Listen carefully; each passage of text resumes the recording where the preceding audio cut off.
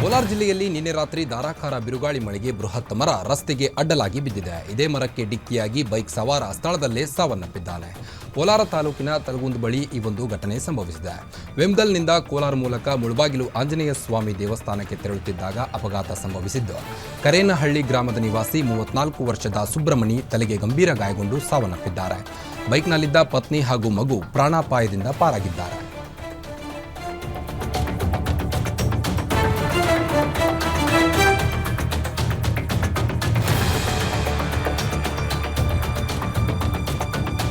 ಕಲಬುರಗಿ ಜಿಲ್ಲೆಯ ಚಿಂಚೋಳಿ ತಾಲೂಕಿನಾದ್ಯಂತ ಧಾರಾಕಾರ ಮಳೆಯಾಗ್ತಿದೆ. ಇಂದು ನಸುಕಿನ ಜಾವದಿಂದ ಬಿಟ್ಟು ಬಿಡದೆ ಧಾರಾಕಾರ ಮಳೆಯಾಗುತ್ತಿದ್ದು, ಕೆಲ ದಂಡೆ ಮುಲ್ಲಾಮಾರಿ ಜಲಾಶಯದಿಂದ ನದಿಗೆ ನೀರು ರಿಲೀಸ್ ಮಾಡಲಾಗಿದೆ. 2500 ಕ್ಯೂಸೆಕ್ ನೀರು ಮುಲ್ಲಾದಾರಿ ಜಲಾಶಯಕ್ಕೆ ಬಿಡುಗಡೆ ಮಾಡಿರುವ ಹಿನ್ನೆಲೆ ಗಾರಂಪಾಳಿ ಸೇತುವೆ ಮುಳುಗಡೆ ಹಂತಕ್ಕೆ ತಲುಪಿದೆ. ಸೇತುವೆ ಮುಳುಗಡೆಯಾದರೆ ಚಿಂಚೋಳಿ ಬೀದರ್ ನಡುವಿನ ಸಂಚಾರ ಸ್ಥಗಿತವಾಗಲಿದೆ.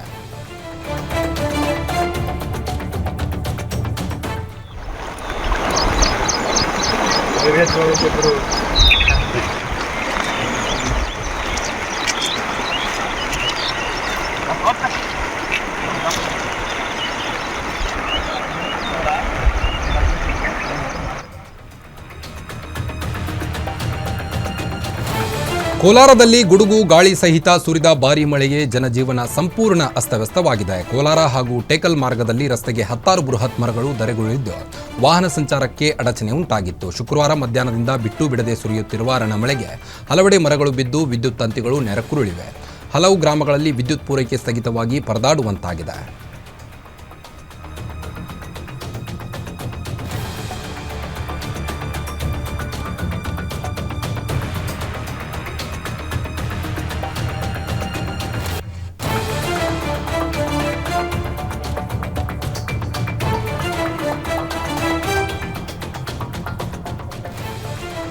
ಚಿತ್ರದುರ್ಗ ಜಿಲ್ಲೆಯಲ್ಲಿ ತಡರಾತ್ರಿ ವರುಣನ ಅಬ್ಬರ ಮುಂದುವರೆದಿದ್ದು, ಧಾರಾಕಾರ ಮಳೆಯಿಂದ ಹಲವು ಕಡೆ ಜಮೀನುಗಳಿಗೆ ನೀರು ನುಗ್ಗಿ ಅವಾಂತರ ಸೃಷ್ಟಿಯಾಗಿದೆ. ಚಳ್ಳಕೆರೆಯ ಗೋಪನಹಳ್ಳಿ ಗ್ರಾಮದಲ್ಲಿ ಅವೈಜ್ಞಾನಿಕ ಕೋಡಿ ನಿರ್ಮಾಣದಿಂದ ಜಮೀನಿಗೆ ನೀರು ನುಗ್ಗಿದೆ. ಮೆಕ್ಕೆಜೋಳ, ತರಕಾರಿ ಬೆಳೆಗೆ ಹಾನಿಯಾಗಿ ರೈತರು ಸಂಕಷ್ಟಕ್ಕೆ ಸಿಲುಕಿದ್ದಾರೆ. ಜಿಲ್ಲೆಯ ಹಲವು ಕಡೆ ಉತ್ತಮ ಮಳೆಯಿಂದ ಕೆರೆ ಕಟ್ಟೆಗಳು ಬಹುತೇಕ ಭರ್ತಿಯಾಗಿವೆ.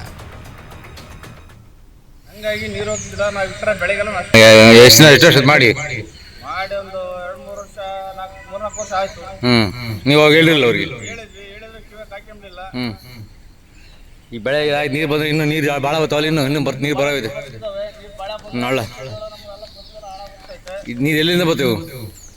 ನೀರು ನಮ್ಮೂರಿನ ಹಳ್ಳಗಳಿಂದ ಬರ್ತಾವ. ನೀರು ಮೇಲ್ಗಡೆ ಬೆತ್ತ ಹಳ್ಳ ಅದರಿಂದ ನೀರು ಬರ್ತವೆ. ಇವು ನೀರು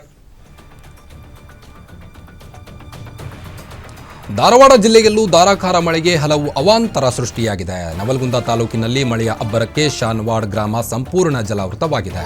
ಇಡೀ ಗ್ರಾಮವನ್ನೇ ಸುತ್ತುವರೆದಿರುವ ಮಳೆ ನೀರು ಹಲವಾರು ಮನೆಗಳಿಗೆ ನುಗ್ಗಿ ಹಲವು ಅವಾಂತರವನ್ನು ಸೃಷ್ಟಿಸಿದೆ. ಮಳೆಯ ಆರ್ಭಟಕ್ಕೆ ಜನಜೀವನ ಸಂಪೂರ್ಣ ಅಸ್ತವ್ಯಸ್ತವಾಗಿದ್ದು, ದಿನನಿತ್ಯದ ವ್ಯಾಪಾರ ವಹಿವಾಟಿಗೆ ತೀವ್ರ ತೊಂದರೆಯಾಗಿದೆ.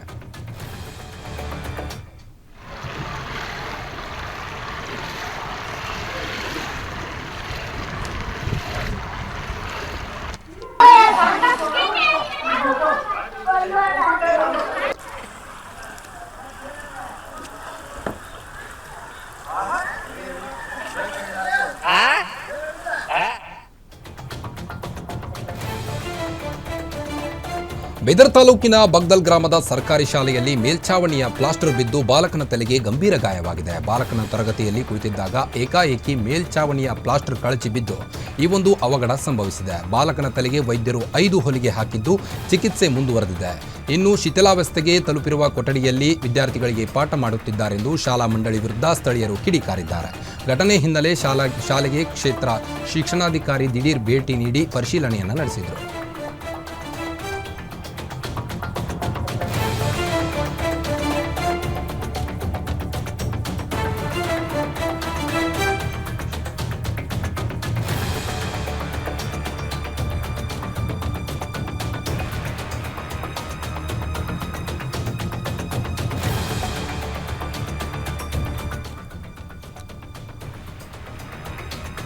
ನಟ ಡಾಕ್ಟರ್ ವಿಷ್ಣುವರ್ಧನ್ ಸ್ಮಾರಕ ಧ್ವಂಸ ಖಂಡಿಸಿ ಯಾದಗಿರಿಯ ಸುಭಾಷ್ ವೃತ್ತದಲ್ಲಿ ವಿಷ್ಣು ಸೇನಾ ಸಮಿತಿಯಿಂದ ಪ್ರತಿಭಟನೆ ನಡೆಯಿತು.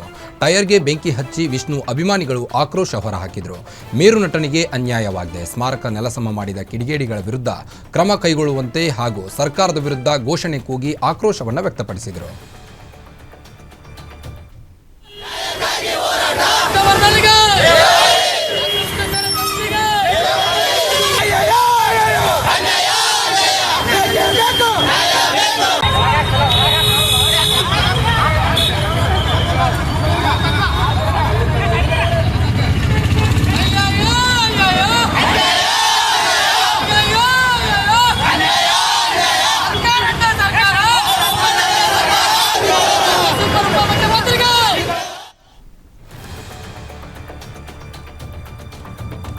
ನ್ಯಾಯಮೂರ್ತಿ ನಾಗಮೋಹನ್ ದಾಸ್ ವರದಿ ಶೀಘ್ರ ಜಾರಿ ಮಾಡಿ ಅಂತ ಧಾರವಾಡದಲ್ಲಿ ಡೋಹರ್ ಕಕ್ಕಯ್ಯ ಸಮಾಜದಿಂದ ಆಗ್ರಹಿಸಲಾಯಿತು. ಆಗಸ್ಟ್ 1ಕ್ಕೆ ಸುಪ್ರೀಂ ಆದೇಶ ಮಾಡಿ 1 ವರ್ಷ ಆಗಿದೆ. ರಾಜ್ಯದಲ್ಲಿ ಆಗಸ್ಟ್ 4ನೇ ತಾರೀಕಿನಂದು ವರದಿಯನ್ನು ಸಲ್ಲಿಸಲಾಗಿದೆ. ಒಳ ಮೀಸಲಾತಿಯನ್ನು ಪ್ರತ್ಯೇಕಿಸಿ ನೀಡಬೇಕು, ಶೇಕಡಾ 6ರಷ್ಟು ಮೀಸಲಾತಿಯನ್ನು ಅಧಿವೇಶನದ ಮೊದಲ ದಿನವೇ ಘೋಷಿಸಬೇಕು ಅಂತ ಡೋಹರ್ ಕಕ್ಕಯ್ಯ ಸಮಾಜದ ರಾಜ್ಯಾಧ್ಯಕ್ಷ ಸಂತೋಷ್ ಸವಣೂರು ಆಗ್ರಹಿಸಿದರು.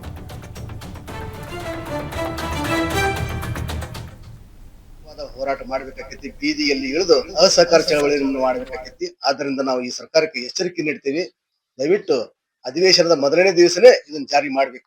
ಇದೇನು ಮಾನ್ಯ ಮುಖ್ಯ ನ್ಯಾಯಮೂರ್ತಿಗಳಾದ ನಾಗಮೋಹನ್ ದಾಸ್ ಸಾಹೇಬರು ಏನು ವರದಿ ಕೊಟ್ಟರ, ಅದರಲ್ಲಿ ಮಾದಿಗ, ಡೋಹರ ಮತ್ತು ಸಂಬಂಧಿತ ಜಾತಿಗಳಿಗೆ 6% ನಿಗದಿಪಡಿಸಿದ್ದಾರೆ. ಅದನ್ನು ನಾವು ಕೇಳ್ತಾ ಇದ್ದೀವಿ. ಅದನ್ನ ಬೇರೆ ಯಾರಾದ್ರೂ ಅದನ್ನ ವಿರೋಧ ಮಾಡೋದಿದ್ರೆ ದಯವಿಟ್ಟು ನಾವು ಸರ್ಕಾರಕ್ಕೆ ನಾವು ವಿನಂತಿ ಮಾಡ್ಕೊಳ್ತೀವಿ, ನಮ್ದು ಪಾಲನೆ ಏನಿದೆಯಲ್ಲ, ನಮ್ ಪಾಲ್ ನಮಗ್ ಕೊಡ್ರಿ 6%.